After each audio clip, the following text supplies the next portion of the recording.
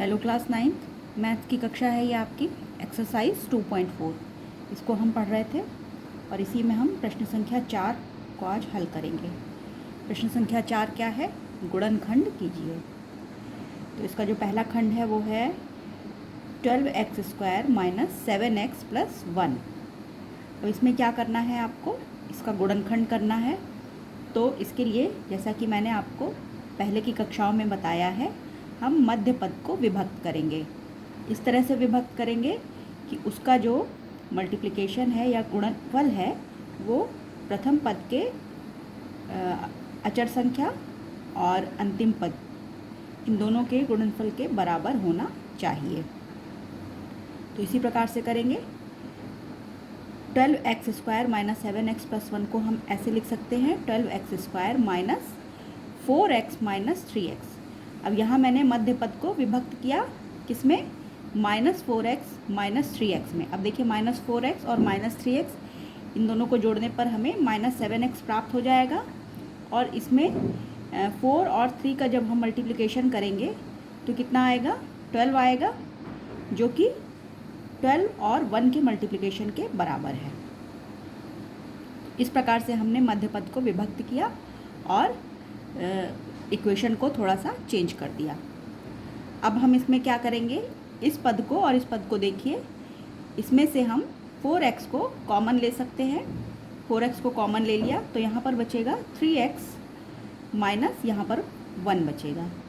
फिर अब इन दोनों पदों को देखिए, इसमें से हम केवल माइनस को कॉमन लेंगे तो अंदर बचेगा 3x - 1। अब 3x - 1 यहाँ भी है, 3x - 1 यहाँ भी है। ये भी एक तरह से उभयनिष्ठ है या कॉमन है, तो इसको हम कॉमन ले लेंगे और यहाँ बचेगा 4x और यहाँ -1। तो 4x - 1 और 3x - 1 इस प्रकार से हम इसको प्राप्त कर सकते हैं। तो इसका गुणनखंड हो गया 4x - 1 × 3x - 1। ये आंसर हो गया। इसी का जो दूसरा खंड है वो क्या है? 2x² + 7x + 3। अब इसमें भी हमें यही करना है, मध्य पद को विभक्त करना है इस तरह से कि उसके जो अचर पदों का गुणनफल है वो इसके और इसके गुणनफल के बराबर होना चाहिए। अब हम 2x² + 7x + 3 को किस प्रकार से लिख सकते हैं? 2x² + 7x को हमने लिखा 6x + x। 6x + x जोड़ने पर हमें 7x प्राप्त होगा और 6 × 1 यानी कि 6। और यहाँ पर देखिए प्रथम पद है 2 और अंतिम पद है 3, तो 2 × 3 भी 6 आएगा। तो इस प्रकार से हमने इसको इक्वेशन को बदलकर इस तरह से लिख लिया। अब इस 2x² + 6x में हम 2x को कॉमन ले सकते हैं। 2x को कॉमन लिया तो यहाँ पर x बचेगा और यहाँ पर 3 बचेगा। 2x को कॉमन लिया, x + 3 ब्रैकेट में, प्लस यहाँ पर हम सिर्फ प्लस को कॉमन लेंगे और x + 3 यहाँ पर भी बचा। x + 3 दोनों स्थानों पर है और ये भी उभयनिष्ठ है, इसको हम कॉमन ले लेंगे यहाँ और बचेगा यहाँ पर 2x और यहाँ पर +1। 2x + 1 × x + 3। तो दिए गए जो बहुपद है इसका हमें गुणनखंड क्या प्राप्त हो गया? 2x + 1 x + 3।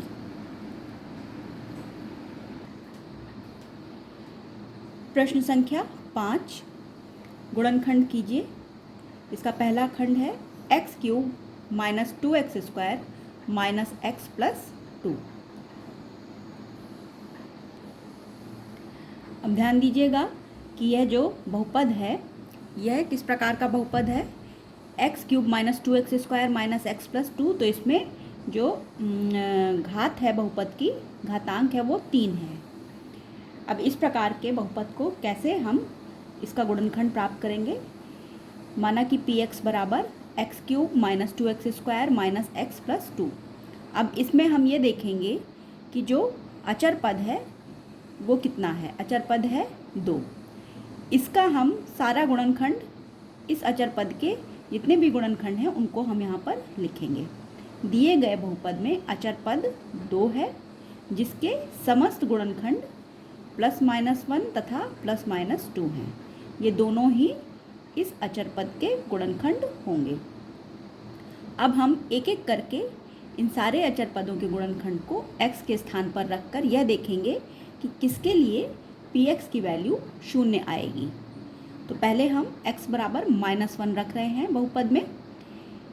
p -1 is equal to जहाँ जहाँ पर x है वहाँ पर -1 रख दीजिए। -1 whole cube -2 into -1 square -1 plus 2।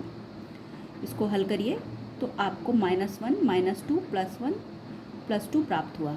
जब इसको हम हल करेंगे तो 0 मिल गया। तो x इज इक्वल टू -1 रखने पर px की वैल्यू हमें कितनी प्राप्त हो गई? 0 प्राप्त हो गई। अतः गुणनखंड प्रमेय के अनुसार x + 1 x is equal to -1 अर्थात x + 1 यह गुणनखंड इसके लिए यह बहुपद इसके लिए गुणनखंड होगा। अतः गुणनखंड प्रमेय के अनुसार x + 1 दिए गए बहुपद का गुणनखंड है। अब आपको एक गुणनखंड प्राप्त हो गया x + 1 जो कि इस दिए गए बहुपद का गुणनखंड है। इसके अन्य गुणनखंड निकालने के लिए हम इसी x + 1 से इस बहुपद में भाग देंगे। अब px में x + 1 से भाग देंगे। तो x + 1 से भाग देने की क्रिया मैंने यहाँ पर करी है। इसको हम कक्षा 8 में भी सीख चुके हैं कि किस प्रकार से बहुपदों को भाग दिया जाता है। चलिए इसको मैंने भाग दिया। तो यहाँ पर देखिए x³ -2x² है। तो x³ लाने के लिए हम यहाँ पर x में x² से मल्टीप्लाई करेंगे। तो यहाँ पर हमने x² लिखा और इस x² का इस पूरे में गुणा करेंगे तो हमें कितना प्राप्त हुआ? x³ + x²। अब इस पद में से इस पूरे पद को घटा दीजिए तो हमें -3x² मिलेगा।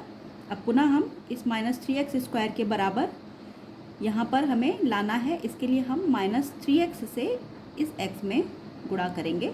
तो यहाँ हमने -3x रखा और -3x से जब इसको गुणा करेंगे तो -3x² और -3x हमें प्राप्त हो गया। -3x² -3x। फिर इसमें से इसको घटाएंगे तो हमें 2x प्राप्त हुआ और इसको हमने उतार लिया +2। अब यहाँ पर 2x है तो यहाँ पर भी 2x हमें लाना है। तो इसके लिए हमने 2 से +2 से यहाँ पर मल्टीप्लाई किया पूरे बहुपद में। तो +2 से मल्टीप्लाई करने पर हमें +2x + 2 प्राप्त हुआ। फिर इसमें से इसको घटाने पर हमें 0 प्राप्त हो जाएगा। तो इस प्रकार से इस बहुपद में हमने x + 1 से जब भाग दिया तो हमें जो उसका भागफल प्राप्त हुआ वो कितना प्राप्त हुआ? x² -3x + 2 और शेषफल 0 प्राप्त हुआ।